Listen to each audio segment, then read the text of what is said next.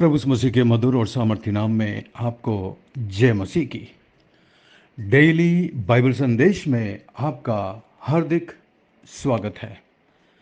आज 5 जून है और परमेश्वर को धन्यवाद कि उसने हमें फिर से एक नया दिन दिया है, एक नया सवेरा दिया है, ताकि हम अपने जीवन के चाल चलन, सोच विचार और आचरण के द्वारा उस परमेश्वर को महिमा दें जिसने हमें ये आज की जिंदगी दी है।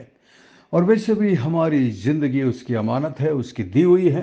और हमारे जीवन का परम कर्तव्य ये है कि हम अपने जीवन के चाल चलन, आचरण, सोच विचार के द्वारा उस परमेश्वर को महिमा दें जिसने हमें ये जिंदगी दी है, जिसने हमें उद्धार दिया है, जिसने हमें नया जीवन दिया है। मैं आशा करता हूं कि प्रतिदिन के बाइबल संदेश के द्वारा आप मसीही विश्वास में मजबूत हो रहे हैं, परिपक्व हो रहे हैं और अपने विश्वास में निरंतर बढ़ते जा रहे हैं, प्रभु के नज़दीक आ रहे हैं। ये मेरी प्रार्थना है और बहुत बहुत धन्यवाद आपकी प्रार्थना और आपके सहयोग के लिए जो आप बाइबल संदेश को करते हैं, इस मिनिस्ट्री को करते हैं। परमेश्वर आपको उसका प्रतिफल अवश्य देगा। आज के मनन के लिए हम याकूब की पत्री और उसकी 2 अध्याय को देखेंगे। यदि आपके पास अपनी बाइबल हो तो ज़रूर हमारे साथ बाइबल को खोलिएगा और हमारे साथ पढ़िएगा। यहाँ पर याकूब विश्वासियों को लिखते हुए कहते हैं, हे मेरे भाइयों, हमारे महिमा युक्त प्रभु मसीह पर तुम्हारा विश्वास पक्षपात के साथ ना हो। यहाँ पर याकूब ये बता रहा है कि तुमने जो इस मसीह पर विश्वास किया है, उस महिमावंत प्रभु मसीह पर विश्वास किया है, तो तुम्हारा विश्वास का मतलब आपका आचरण, आपका व्यवहार, आपका जीवन कभी भी पक्षपात के साथ नहीं हो। आपके जीवन में पक्षपात नहीं होना चाहिए किसी के भी प्रति। विशेष करके मसीही समाज में आज हम पक्षपात को देखते हैं। मुझे बड़ा बुरा लगता है जब लोग ये पता करने की कोशिश करते हैं कि ये कौन सी जाति का है, कौन से धर्म का है, या कौन से गोत्र का है, कौन से गांव का है, कौन से समाज का है। ये सब मसीह होने के बाद सब व्यर्थ बातें हैं। हमें कभी भी पक्षपात नहीं करना चाहिए कि ये ऊंचे घर का है, ये बड़े घर का है, ये ज़्यादा पैसा वाला है, ये ज़्यादा ऑफरिंग देते हैं, ये ज़्यादा पैसा देते हैं, और जो बेचारा गरीब आदमी जो ज़्यादा नहीं देता और उसके साथ हम निम्न प्रकार का व्यवहार करें, ऐसा कभी भी नहीं होना चाहिए। इसलिए याकूब समझाता है कि पक्षपातपूर्ण व्यवहार कभी भी अपने जीवन में मत रखिए।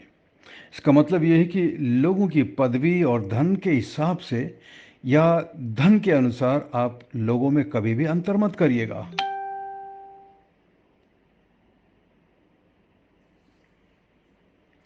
किसी व्यक्ति के बाहरी रूप को मत देखिए। हमें अपने मन में कभी भी धनी या निर्धन, ऊंची जाति, नीची जाति, या ऊंचा वर्ग या निम्न वर्ग, ऐसे लोगों के बीच में कभी भी मतभेद नहीं करना चाहिए, पक्षपात नहीं करना चाहिए। क्योंकि मसीह की महिमा का प्रकाश इस संसार की महिमा को धीरे धीरे शून्य, अस्तित्वहीन बना देता है। इसलिए हम किसी व्यक्ति की सांसारिक पदवी या परिस्थितियों को ना देखें, इसके बजाय हमें केवल ये देखना चाहिए कि मसीह की ज्योति उस व्यक्ति के जीवन को बाहरी रूप से देखने के बजाय उसके आंतरिक आत्मिक गुणों को देखें। क्योंकि प्रभु मसीह की ज्योति हमारे अंदर जब चमकती है तो हमारे अंदर का व्यवहार, अंदर का स्वभाव बाहर दिखाई देता है। दूसरी आयत में देखिए, यहाँ पर लिखा है, क्योंकि यदि एक पुरुष सोने के छल्ले और सुंदर वस्त्र पहने हुए तुम्हारी सभा में आ जाए और एक कंगाल भी मेले कुचले कपड़े पहने हुए आए, और तुम उस सुंदर वस्त्र वाले का मुंह देख कर कहो तू यहाँ अच्छी जगह बैठ, और उस कंगाल से कहो कि तू यहाँ खड़ा रहे, या यहाँ मेरे पाँव के पास बैठ। कई बार लोग ऐसा व्यवहार करते हैं। याकूब यहाँ पर पक्षपातपूर्ण व्यवहार से संबंधित कुछ मुख्य बातों को समझाने के लिए एक उदाहरण इस्तेमाल करता है, और वो बताता है कि मान लो तुम्हारे मसीह सभा में एक अमीर व्यक्ति आ जाए और एक गरीब व्यक्ति आ जाए, लेकिन हमें केवल सार्वजनिक सभाओं में ही पक्षपातपूर्ण व्यवहार करने की अनुमति करने के प्रति सावधानी बरतना चाहिए, न केवल पब्लिक में हमें सावधानी बरतना चाहिए, बल्कि अपने प्राइवेट जीवन में भी, अपने घर में भी, अपने दोस्तों के बीच में भी हमें कभी भी पक्षपात के साथ व्यवहार नहीं करना चाहिए, क्योंकि प्रत्येक व्यक्ति के साथ समान व्यवहार करना हमारी मसीहत हमें सिखाती है। जिस तरह परमेश्वर ने हम में से प्रत्येक के साथ व्यवहार किया है, उसने कभी भी हमें ऊंच नीच करके नहीं देखा, रंग रूप में भेद नहीं किया, लेकिन प्रभु यीशु मसीह हर एक के लिए क्रूस पर बलिदान हुए। उसका प्रेम प्रत्येक मनुष्यों के लिए एक सा है। ऐसा ही हमारा प्रेम एक दूसरे के साथ होना चाहिए। दुख की बात है, कई बार जब सुनने में आता है, कई कलीसियाओं में ऊंच नीच का भेद होता है। बस कुछ लोग हैं जो केवल अपने बराबर के लोगों से बात करते हैं, जो पैसे वाले हैं, जो थोड़े ऊंचे स्टैंडर्ड के हैं, अच्छे घराने के हैं। लेकिन जो उसी चर्च में कुछ जो गरीब लोग होंगे, जो गांव के होंगे, उनसे लोग कतराने की कोशिश करते हैं, उनके साथ बात करने में कतराते हैं। ऐसा नहीं होना चाहिए। हमें सबसे बराबर प्रेम रखना चाहिए, पक्षपात के साथ प्रेम कभी ना रखें। जिस तरह मसीह ने हमसे प्रेम किया है, वैसा ही हम भी एक दूसरे के साथ प्रेम रखें। 5वीं आयत में देखिए लिखा है, हे मेरे प्रियो सुनो, क्या परमेश्वर ने इस जगत के कंगालों को नहीं चुना कि विश्वास में धनी और उस राज्य के अधिकारी हो जिसकी प्रतिज्ञा उसने उनसे की जो उनसे प्रेम रखते हैं। पर तुमने उस कंगाल का अपमान किया। क्या धनी लोग तुम पर अत्याचार नहीं करते, और क्या वे ही तुम्हें कचहरी में घसीट कर नहीं ले जाते? खैर, यहाँ पर याकूब ये समझाना चाह रहा है उस समय के लोगों के बारे में। अधिकांश धनी लोग सुसमाचार को उस समय सुनना पसंद नहीं करते थे, क्योंकि सुसमाचार उन्हें अपना पैसा गरीब लोगों के लिए खर्च करने के लिए कहता है, अपने धन को प्रभु की महिमा के लिए, सुसमाचार की सेवा के लिए इस्तेमाल करने को कहता था। इसलिए ज़्यादातर लोग इसमें रुचि नहीं लेते थे। जिन लोगों के पास अधिकार है वे सुसमाचार सुनना नहीं चाहते, क्योंकि सुसमाचार कहता है कि सभी अधिकार मसीह के अधीन में है। इस कारण अधिकांश धनी व शक्तिशाली लोग मसीह और उसके अनुयायी लोगों का विरोध करते थे। वे मसीह की श्रेष्ठ और प्रतिष्ठित नाम की निंदा करते थे तथा उनके अनुयायियों पर अत्याचार करते थे, उन्हें अदालत में ले जाते थे। ऐसा पैसे वाले लोग करते थे उस जमाने में, और आज भी लगभग ऐसा ही। अधिकतर आप पैसे वालों को देखिए, वो सुसमाचार को सुनना पसंद नहीं करते।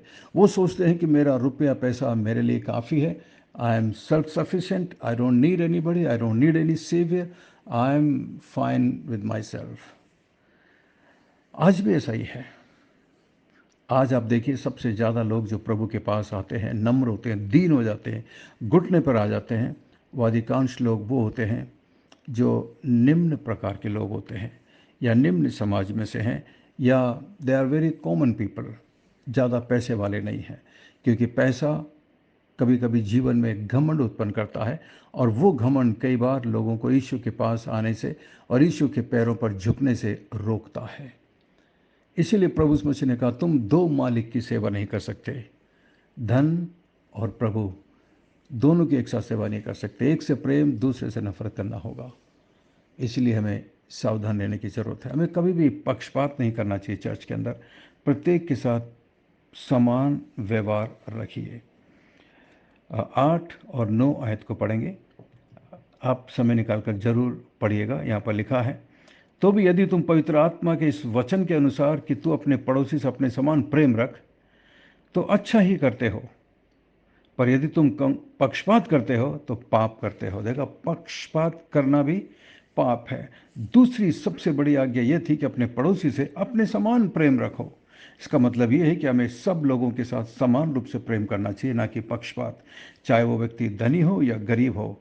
जितना प्रेम या जितना रेस्पेक्ट आप एक धनी व्यक्ति को देते हैं, उतना ही रेस्पेक्ट, उतना ही प्रेम एक गरीब व्यक्ति को भी दीजिए।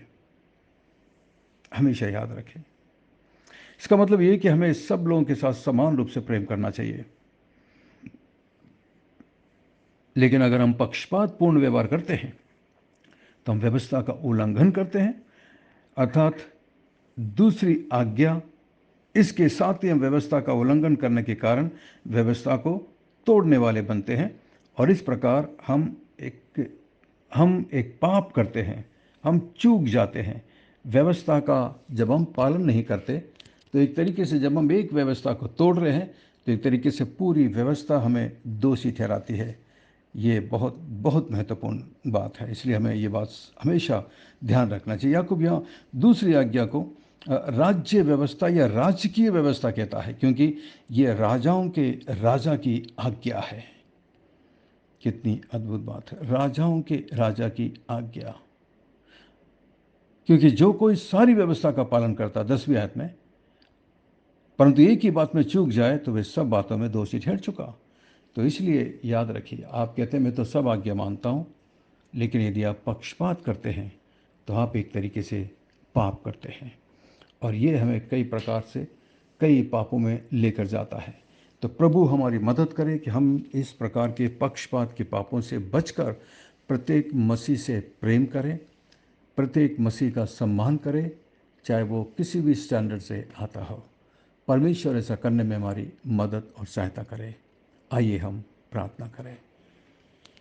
स्वर्ग में विराजमान जीवित और जिंदा परमेश्वर, अनुग्रहकारी दयालु पिता, धन्यवाद धन्यवाद धन्यवाद प्रभु, आपके प्रेम के लिए धन्यवाद, आपकी आशीषों के लिए धन्यवाद प्रभु। आपकी इच्छा के अनुसार जीवन बिताने में आप हमेशा हर एक की मदद और सहायता करना मान परमेश्वर। मैं प्रार्थना करता हूँ, आज आपकी पवित्र आत्मा ने जो कुछ हमें सिखाया है, हमारी मदद करिए प्रभु, ताकि हम उसके अनुसार जीवन बिता सकें, अपने आचरण से आपको महिमा दे सकें।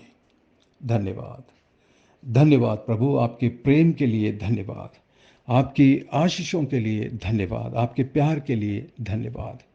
मैं प्रार्थना करता हूँ प्रभु, इस वक्त मेरे भाई जो मेरे साथ प्रार्थना में झुके हुए हैं, आप उन पर अनुग्रह और दया करिए प्रभु जी। मैं नहीं जानता इनके जीवन में क्या परेशानी है, लेकिन आप सब कुछ जानते हैं, क्योंकि आपके लिए कुछ भी मुश्किल नहीं है। अनुग्रह करिए प्रभु, दया करिए। धन्यवाद धन्यवाद परमेश्वर, आपके प्यार के लिए धन्यवाद, आपकी आशीषों के लिए धन्यवाद। धन्यवाद धन्यवाद परमेश्वर, आप प्रेम करने वाले हैं, हमसे हम पर अनुग्रह करने वाले परमेश्वर हैं। आपने हमसे प्रेम किया है, अनंत प्रेम से हमसे प्यार किया है प्रभु। धन्यवाद आपके महान उद्धार दान के लिए धन्यवाद। क्रूस पर आपने अपना लहू बहाया, आप पर विश्वास करने से हमें नया जीवन मिला है प्रभु। धन्यवाद। मैं विशेष प्रार्थना करता हूँ भाई ललित के लिए प्रभु, जिनका ऑपरेशन हुआ है और अभी अस्पताल में है प्रभु जी। आप उन पर अनुग्रह और दया करना मान परमेश्वर। दया करिए प्रभु, अनुग्रह करिए, क्योंकि आपके लिए कुछ भी मुश्किल नहीं है। धन्यवाद धन्यवाद धन्यवाद परमेश्वर। मैं प्रार्थना करता हूँ मान परमेश्वर भाई शैलेंद्र के लिए, आप उन पर अनुग्रह करिए। प्रार्थना करते हैं भाई राहुल के पिताजी के लिए प्रभु, उन्हें भी आप चंगा करिए, उठाकर खड़ा करिए प्रभु जी, तेरे नाम को महिमा मिल सके मान प्रभु। मैं प्रार्थना करता हूँ मान परमेश्वर, आपने बहुत लोगों को जो चंगाई दी है उसके लिए हम आपको धन्यवाद देते हैं। भाई बंटी के लिए प्रार्थना करते हैं, उन पर आप अनुग्रह और दया करिए मान परमेश्वर, क्योंकि आपके लिए कुछ भी मुश्किल नहीं है। आप दयावान परमेश्वर हैं, आप अनुग्रहकारी परमेश्वर हैं। धन्यवाद धन्यवाद धन्यवाद परमेश्वर, तेरे प्यार के लिए धन्यवाद, तेरी आशीषों के लिए धन्यवाद मान प्रभु। मैं प्रार्थना करता हूँ इस ग्रुप में प्रभु हमारी जितनी भी सिस्टर्स हैं, उन पर अनुग्रह और दया करना मान परमेश्वर। मैं प्रार्थना करता हूँ सिस्टर दमयंती के लिए प्रभु जी, उनके परिवार में उनके बच्चों के साथ आप प्रभु जी, आपकी दया आपका अनुग्रह निरंतर बनी रहे मान परमेश्वर। मैं प्रार्थना करता हूँ मान परमेश्वर सिस्टर बीना के लिए प्रभु जी, आप उन पर उनके परिवार पर अनुग्रह और दया करिए प्रभु जी। उनके परिवार में प्रभु हर एक आवश्यकताओं को अपने स्वर्गीय भंडार से पूरा करिए। मैं प्रार्थना करता हूँ सिस्टर रेचल के लिए प्रभु जी, मैगी के लिए, उनके हस्बैंड के लिए प्रभु, आप उन पर अनुग्रह और दया करिए, उनके बच्चे पर अनुग्रह करिए प्रभु जी। तेरी आशीष निरंतर उनके जीवन पर बनी रहे मान परमेश्वर। आपके लिए कुछ भी मुश्किल नहीं है। धन्यवाद धन्यवाद धन्यवाद मान परमेश्वर। मैं प्रार्थना करता हूँ प्रभु इस ग्रुप में हमारे जितने भी हमारे बड़े भाई हैं, बड़ी बहन है प्रभु, आप उन सब पर अनुग्रह और दया करना मान परमेश्वर। मैं प्रार्थना करता हूँ मान परमेश्वर सिस्टर एलिजाबेथ के लिए प्रभु जी, प्रार्थना करता हूँ जेसिका के लिए, प्रार्थना करता हूँ सिस्टर एलिजाबेथ के बेटे के लिए प्रभु। इन सब पर आपकी दया आपका अनुग्रह निरंतर बनी रहे महान परमेश्वर। दया करिए प्रभु, दया करिए, अनुग्रह करिए महान परमेश्वर। आपके लिए कुछ भी मुश्किल नहीं है महान प्रभु। सिस्टर रोजलिन के लिए भी प्रार्थना करते हैं प्रभु, जो दवाइयाँ वो ले रही हैं प्रभु, वो दवाई ठीक से काम कर सके और तेरी कृपा, तेरा अनुग्रह उनके जीवन में पर्याप्त हो सके महान परमेश्वर। धन्यवाद। मैं प्रार्थना करता हूँ आंटी आशा के लिए प्रभु जी, आप उन पर दया करुणा बनाए रखिए। इस उम्र में भी वो आपसे प्यार करती है, आपकी सेवा करती है प्रभु जी, उन्हें अपनी महिमा के लिए इस्तेमाल करना। प्रार्थना करते हैं आंटी गीता के लिए प्रभु जी, उनकी बेटी के लिए प्रार्थना करते हैं, उनके जॉब के लिए प्रार्थना करते हैं, उनके रेस्टोरेंट के लिए प्रार्थना करते हैं। अनुग्रह और दया करना प्रभु। मैं प्रार्थना करता हूँ मान परमेश्वर भाई जितेंद्र के लिए प्रभु, उनके बिजनेस के लिए मैं प्रार्थना करता हूँ। तेरी आशीष, तेरी कृपा और आपका अनुग्रह निरंतर उनके जीवन पर बनी रहे मान परमेश्वर। धन्यवाद धन्यवाद धन्यवाद प्रभु। हमारी विनती प्रार्थना को सुनकर जवाब देने के लिए धन्यवाद। सब कुछ यीशु मसीह के मीठे महापवित्र नाम से मांगते हैं, आमीन आमीन। बहुत बहुत धन्यवाद हमारे साथ बने रहने के लिए। मैं आशा करता हूँ आज के संदेश के द्वारा परमेश्वर ने आपके दिलों से बातचीत की है। यदि आप आशीषित हुए हैं तो हमें ज़रूर कमेंट्स में बताइएगा और इससे हमें उत्साह मिलेगी। और यदि कोई प्रार्थना का निवेदन है तो अपने प्रार्थना निवेदन भी हमें शेयर करिएगा। हम निरंतर आपके लिए अपनी व्यक्तिगत प्रार्थनाओं में याद रखेंगे। परमेश्वर आपको बहुत बहुत आशीष दे। अंत में सवाल है, आज के इस संदेश के द्वारा परमेश्वर ने आपके दिल से क्या बात की है? यदि संदेश से आप आशीषित हुए हैं तो आप इस संदेश को अपने दूसरे मसीह दोस्त भाई बहनों के साथ शेयर करिएगा ताकि वो भी इसके द्वारा आशीषित हो सके। और यदि आप हमारे बाइबल संदेश में शामिल होना चाहते हैं तो हमारा नंबर है 9927464924। Pastor Mani Thomas, Emmanuel Believers Church, Agra. हम आपसे प्रेम करते हैं, आपकी परवाह करते हैं, आपके लिए प्रार्थना करते हैं। God bless you, we love you, have a great day. अपना ख्याल रखिएगा।